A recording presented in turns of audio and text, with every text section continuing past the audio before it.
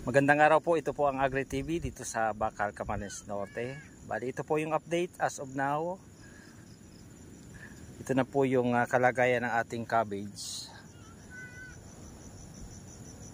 Medyo malalaki na po siya at kung mapapansin po natin ay green na po ang ating cabbage. Ayan po.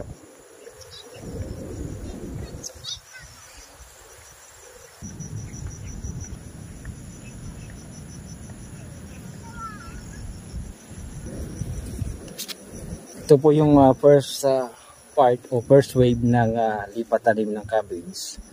At meron naman po tayong second wave. Yan, ito po yung pangalawang portion ng pagtatanim po natin ng cabbage dito sa Camarines Norte, dito sa Barangay Bacal, Paracali, Camarines Norte. Ayan po.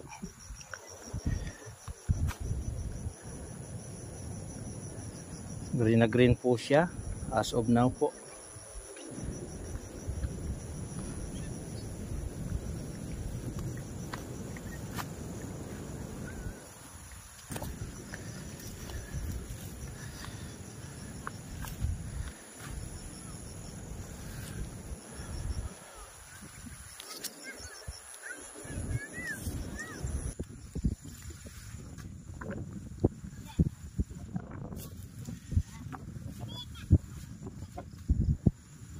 Ang ating cabbage at salamat nga po pala sa aming leader na kung saan siya po ang may kaalaman sa pagtatanim ng cabbage, kay Mr.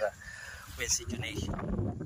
Isa rin po siyang katutong OIPs na nagbuhat po sa Camarines. Ngayon ay dinala po niya yung karunungan niya dito sa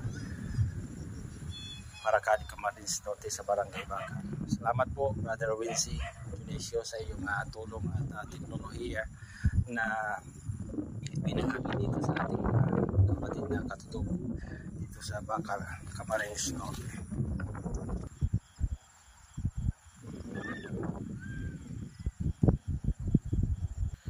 Ito naman po yung kalilipat tanim pa lang po, 1 linggo pa lang po siya buhat sa paglipat tanim. Ayan po yung pangatlong portion ng aming taniman ng cabbage.